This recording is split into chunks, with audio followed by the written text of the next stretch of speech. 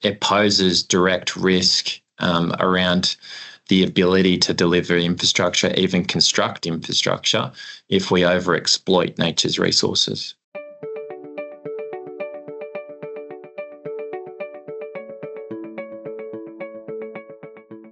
Welcome back to Infrastructure Connections, the podcast where we explore what makes sustainable infrastructure work, brought to you by the Infrastructure Sustainability Council. I'm your host, Seth Scott, and today we'll be speaking about the Taskforce on Nature-Related Financial Disclosure with our guest, Sam Donaldson. Sam Donaldson is the Hub Sustainability Leader at the international construction and engineering firm Laing O'Rourke. Based in New South Wales, Australia, he has 15 years of experience developing major infrastructure and building projects to improve sustainability, environmental health, and well-being outcomes. Great. Hello, Sam. Welcome to the show. Yeah, thanks, Seth. Thanks for having me. Absolutely. So I guess the best place for us to start is from the beginning. When did nature first become a strategic consideration for Laing O'Rourke? And how did that conversation evolve into a formal commitment? Yeah, well, that stems all the way back to 2020 when we were first developing our first group sustainability strategy.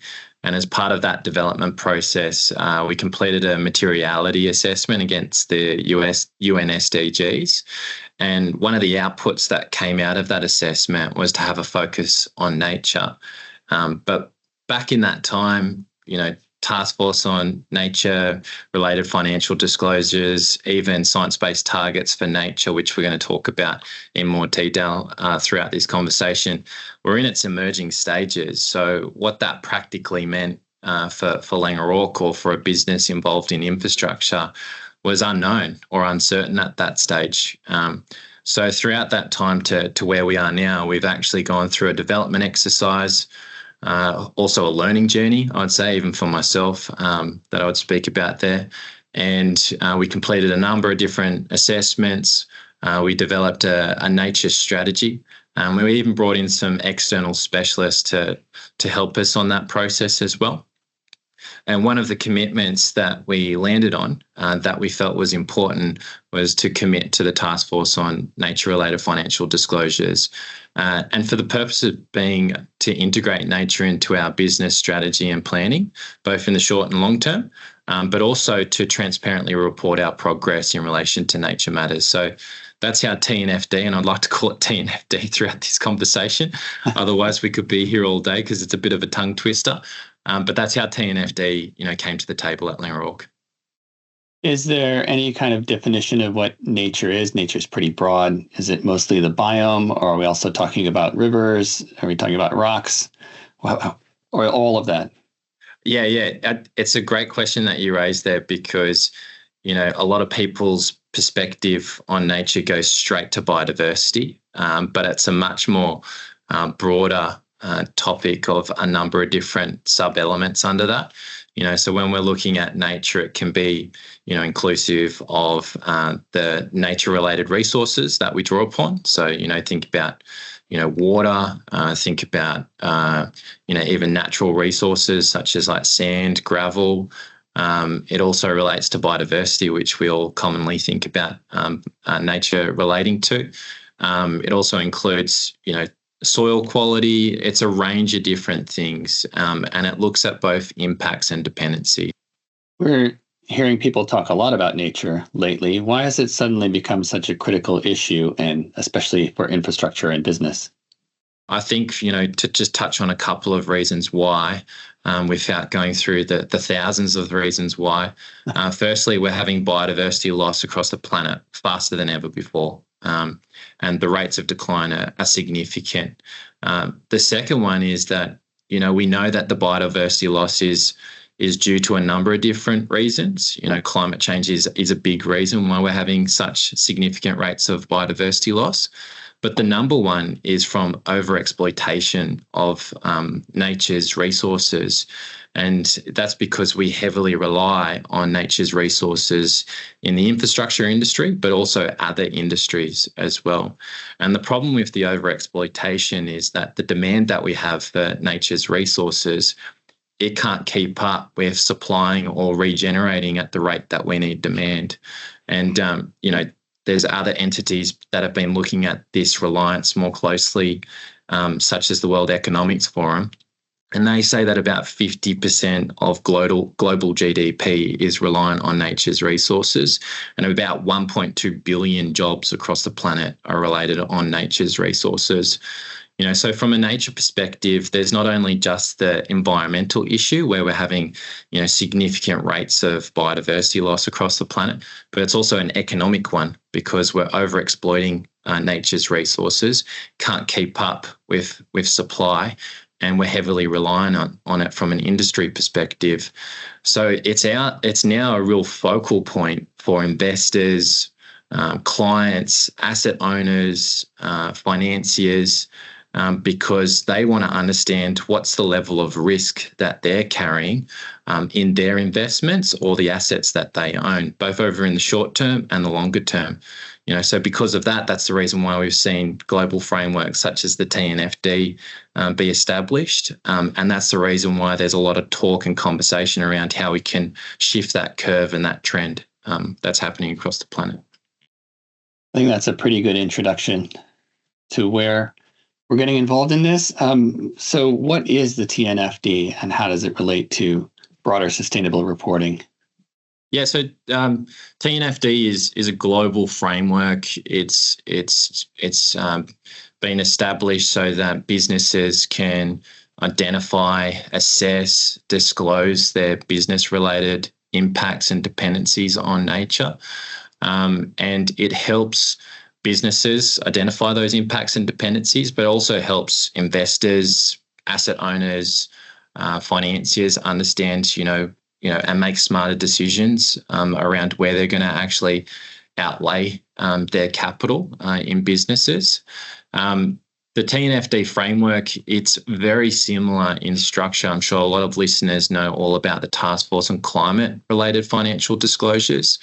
A lot of that has found its way into the new Australian Sustainability Reporting Standards, S2 in particular. TNFD, whilst a separate entity that looks after it, it's very similar to the TCFD framework in terms of the structure of it. So there's 4 pillars in the TNFD framework. There's governance, there's strategy, there's risk, and there's metrics and targets. And under each of those pillars, there's a subset of recommendations, and I like to call them requirements that businesses, if they adopt the TNFD framework, have to work to implement and also disclose their performance against those requirements or recommendations. In total, there's 14 of those in the TNFD framework. And while the TNFD framework is still voluntary in Australia and more broadly speaking as well, it'll be soon, and there's no doubt it'll become mandatory. It's just a question of time. So, yeah, that's a little bit around the TNFD framework at a high level. Probably the one that I'd probably just also give a bit of an example of is what does it actually look like under those pillars? So governance as an example, that's where they would be wanting to understand, what's the organisation's structure like to manage nature in the business, who's responsible. Strategy looks at how is nature-related impacts integrated into your business strategy and planning. Risk looks at, what are the ways in which you're identifying, assessing and mitigating nature-related risks and also executing on opportunities. And the last one, metrics and targets, it sort of speaks for itself. But this is in relation to what are the targets that the business has set to reduce impacts or execute on opportunities, and how are you performing against those metrics as well. So, yeah, a bit of a helicopter view point on what the TNFD framework looks like with a couple of examples there as well.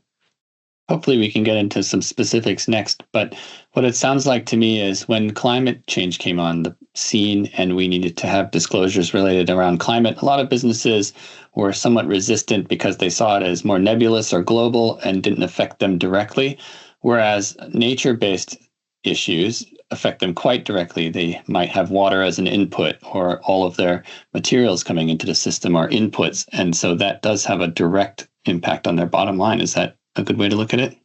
Yeah, definitely. And it varies across, different industries. But what we've seen is that, particularly from our assessments, is that, just when we look at the infrastructure industry, we're heavily reliant on a number of nature's resources. So it poses direct risk around the ability to deliver infrastructure, even construct infrastructure, if we overexploit nature's resources.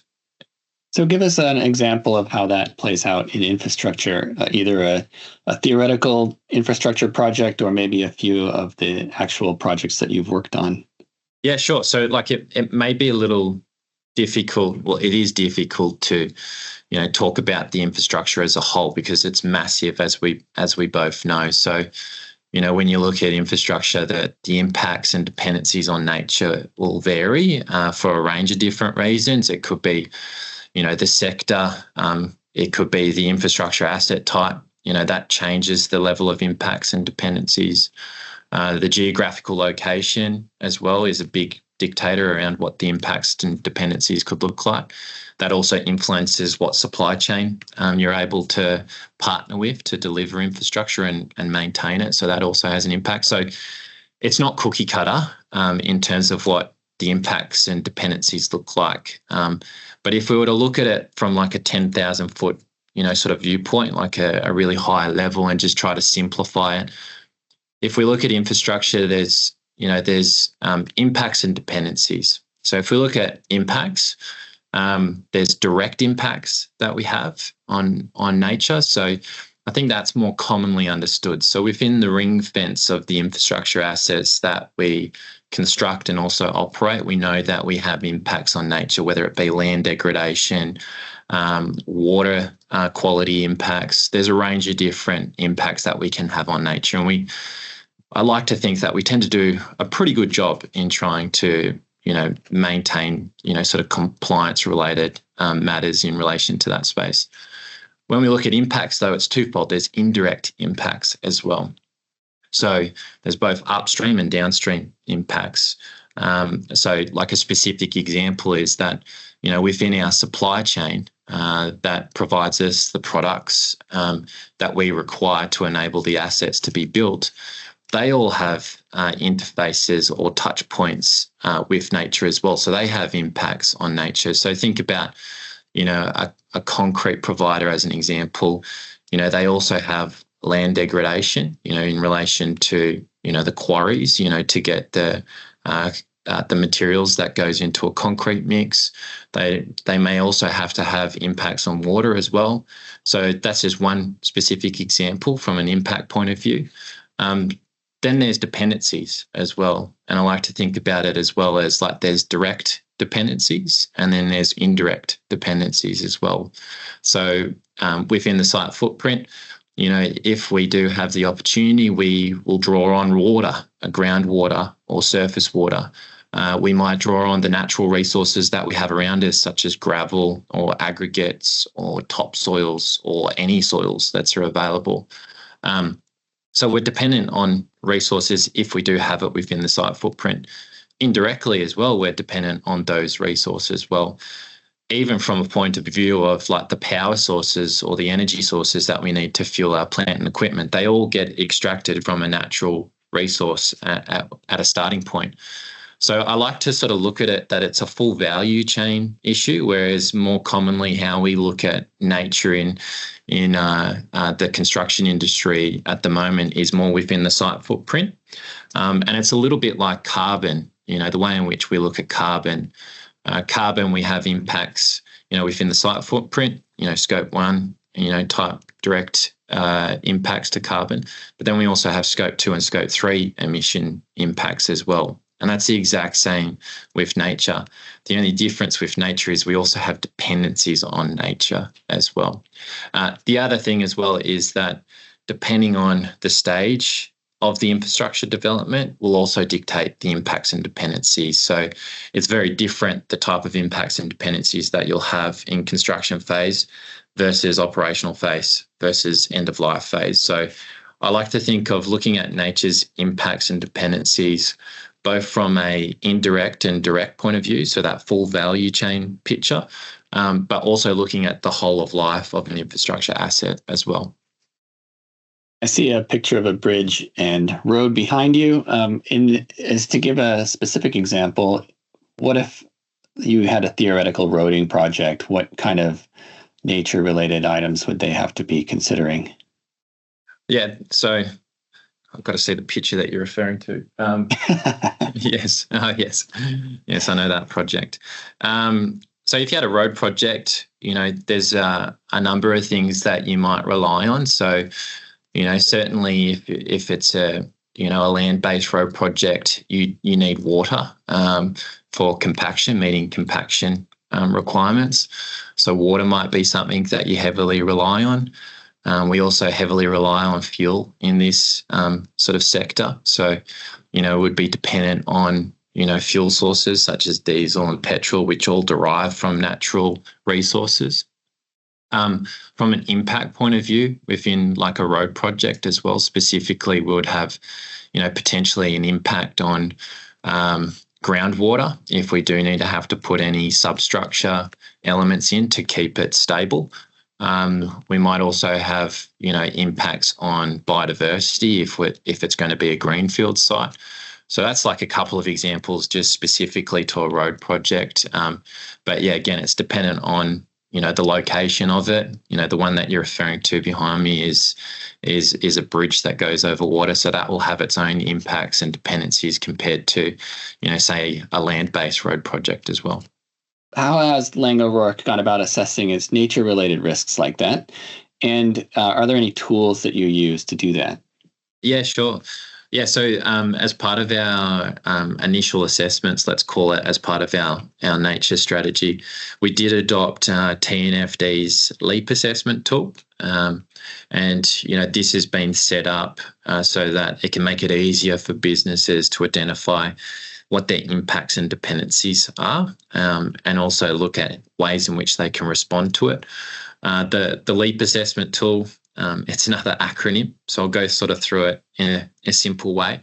It's just a process tool as well. It's quite simple and intuitive to use, and it's been set up to make it easier for businesses, so it's quite easy to pick up and implement in your own business. But to go through LEAP, L starts for locate. So this is looking at, all the different interfaces or touch points that you have in your business with nature from an impact and dependency point of view.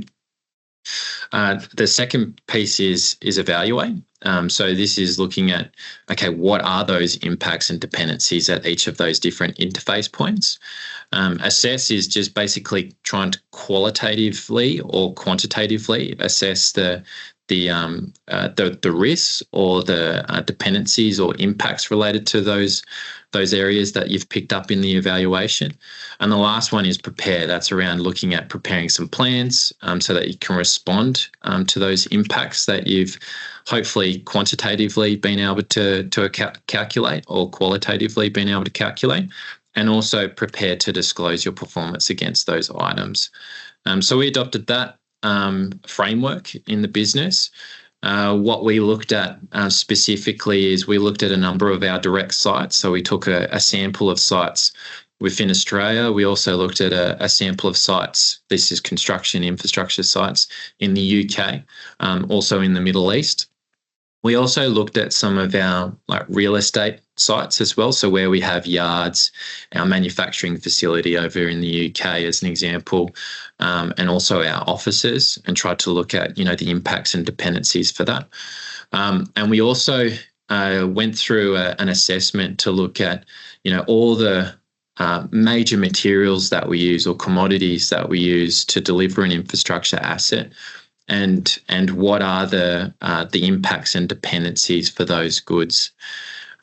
There's also a range of other tools that are out there. The LEAP assessment tool is just one that can be adopted, but this is maybe a good plug for the Climate Leaders Coalition that we're part of. There's been a really big focus for nature as part of that advocacy group, and they have a tool called the NatStart tool that's also available to make it easier for businesses. And there's a range of other tools that are available, but we went through the LEAP assessment tool. And maybe something that we could do after this is I could share some links to some of those tools because they're publicly available and free to use. Of those assessments that you've done, what are some of the more significant findings that you've discovered that are going to impact the broader industry? Yeah, sure. So what we found was that firstly, it's material. Like nature is a material aspect to infrastructure, both from an impact and a dependency point of view. The second one was just how material water was. Like that came up as the number one, I suppose, nature-related resource that was high materiality from an impact point of view. So I sort of touched on a couple of examples of that. We can impact water quality, groundwater, surface water in the way in which we build infrastructure, also operate infrastructure as well.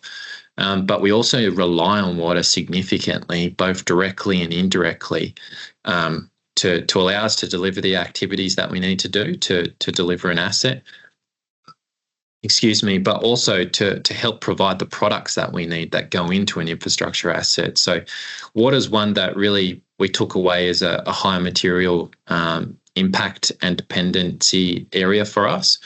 The second one was just, from a dependency point of view, we saw that, pollination was important for a number of like hardwoods, timbers that we need in different areas of infrastructure.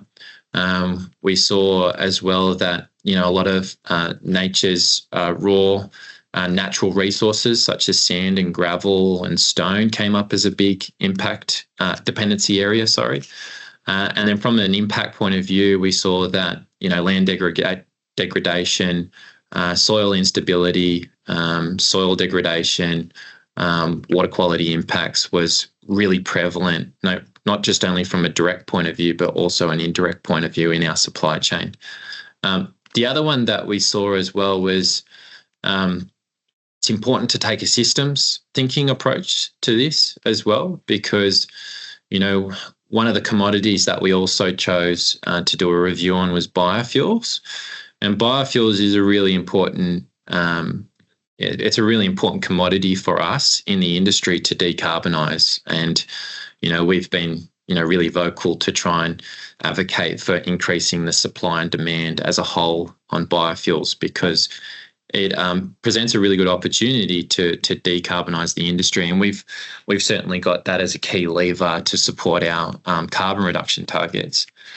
But what we saw just when doing that analysis is that it's important to look at, where those biofuels are being sourced, because the feedstocks that are used for biofuels, comes from, corn, palm oil, soybean, a range of other feedstocks. So, what we saw is that if you're not careful, you can have an unintended negative consequence in, say, like a nature-related area if you're not looking at the bigger picture. And, a good example of that is like a country like Indonesia that have faced, a lot of criticism for the way in which they've responded to the demand of biofuels has come at the cost of significant habitat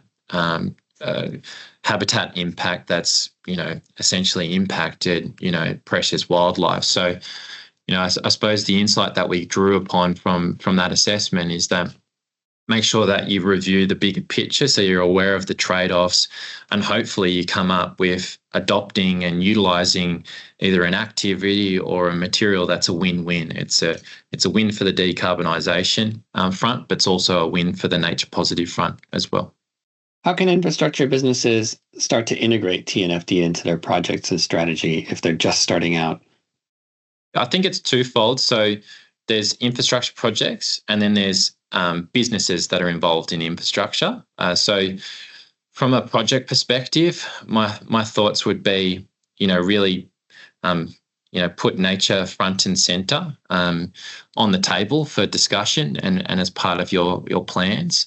Try and adopt the LEAP assessment. Don't maybe look at just the direct impacts and dependencies. Look at the whole picture and see what you can do with your supply chain members as well. Because what we've seen, we've actually completed an exercise to see what does best practice look like in Australia and also across the globe in relation to nature positive solutions. And some of the suppliers out there are doing some great work, from rehabilitation programs to looking at ways in which they can reduce water and also recycle water. That's just a couple of examples there. So, see what you can do with your supply chain members that's outside the ring fence of the site footprint itself.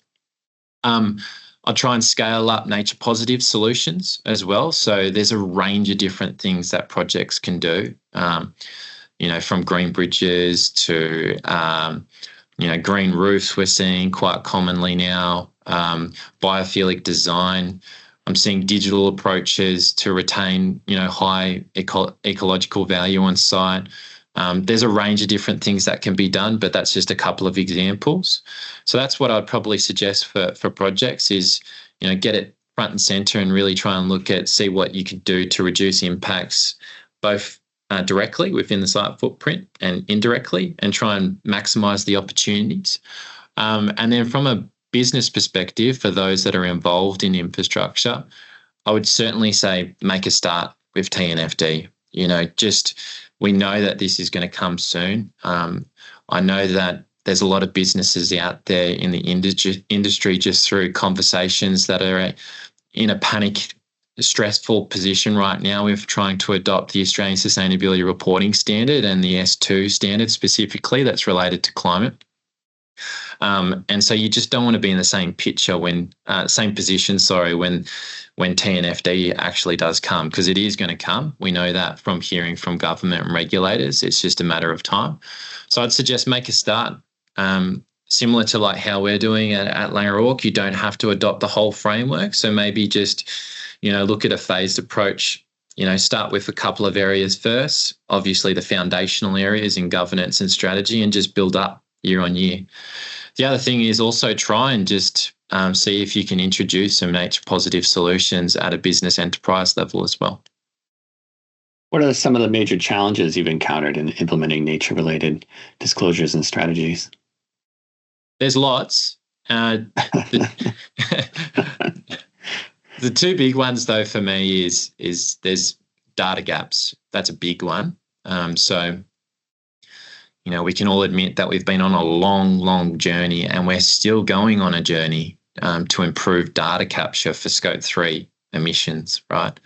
And that's because it wasn't an area that was, really focused on, particularly in, your broader value chain, upstream and downstream.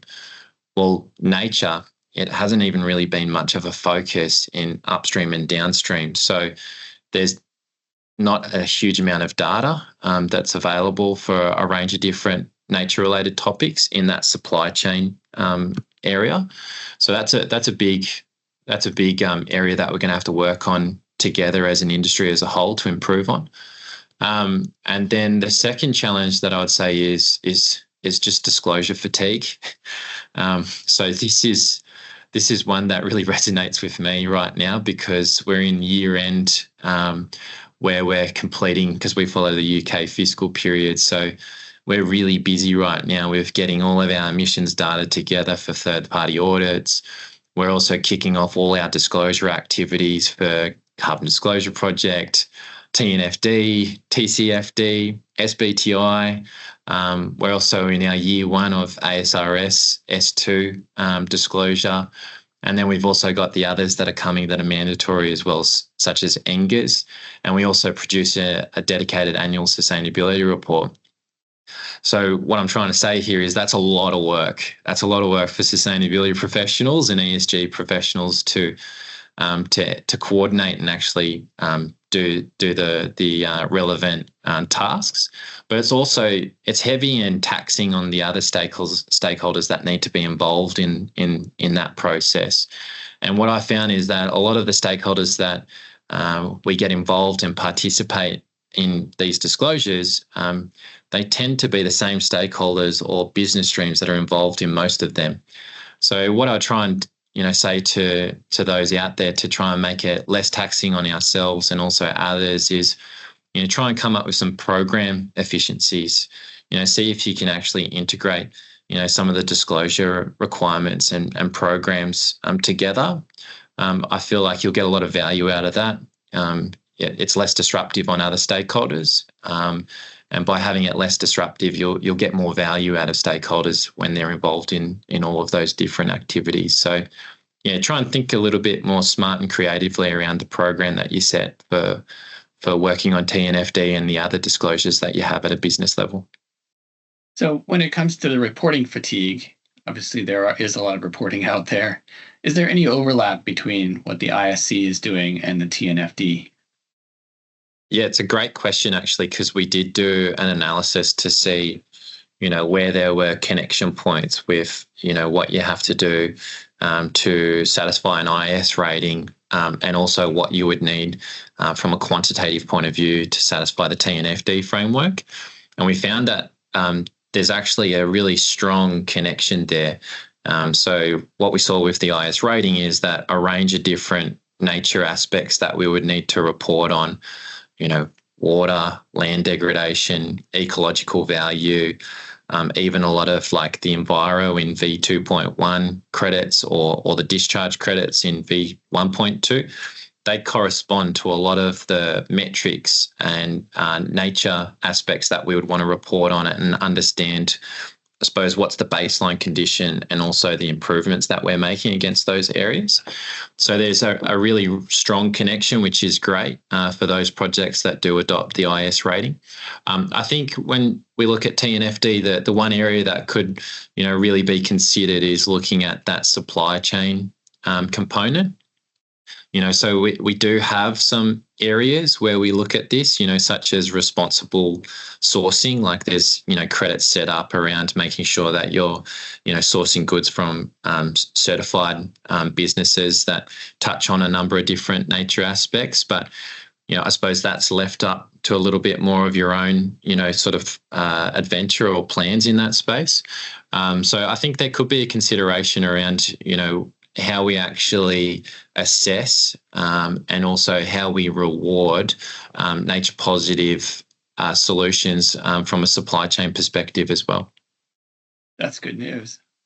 Yeah. It certainly will make it a lot easier from a TNFD perspective if you're a business that's adopted that framework. It'll make it a lot easier if a lot of the projects that's in your asset portfolio are infrastructure projects that have adopted the IS rating. Yeah, and similarly speaking with Green Star as well, I should say as well. There's a lot of connection points with what you have to do with satisfying a Green Star rating and also TNFD. So. What's one message you'd leave with infrastructure professionals when it comes to nature and long-term business resilience? I'm going to say two messages. I think one that I touched on earlier that I think I'd emphasize on is, look at nature as a win-win situation. If you can reduce impacts with nature and if you can introduce nature positive solutions, we know that nature is essential to climate resilience and also decarbonisation. So, what you do in nature is also going to have a positive impact in your decarbonisation plans and also climate resilience plans. So that'd be the first one. And then the second one is, I think we need to try and sort of change the conversation of nature in our industry. The conversation still now is that nature is really just it's a nuisance. It's a constraint that gets in the way of having to build the assets that we need to deliver for our clients and, perhaps even maintain and operate those assets as well. But what we know is that nature it has an immense amount of value and we rely upon nature. So I think it's sort of a nice circular piece that if we can actually look after it, it's going to look after our industry as well. So I think we need to just try and reframe the conversation from it being a constraint to a value add and an opportunity. It's a really great way of looking at it. Absolutely. Well, thank you for being on the show. We really appreciate it. Yeah, thanks for having me. I think those are some fantastic insights for people to look into, and I hope people do check out the TNFD. Yeah, and if there's any viewers or anything that would like to reach out with any questions, I'm more than happy to take them. Thank you for listening to Infrastructure Connections. Please take a moment to follow us wherever you get your podcasts, and we want your feedback. Drop us a line to let us know what you think. Stay tuned for the next episode where we talk to Dr. Sina Cotter-Tate about equity and culture. That's coming up next on Infrastructure Connections.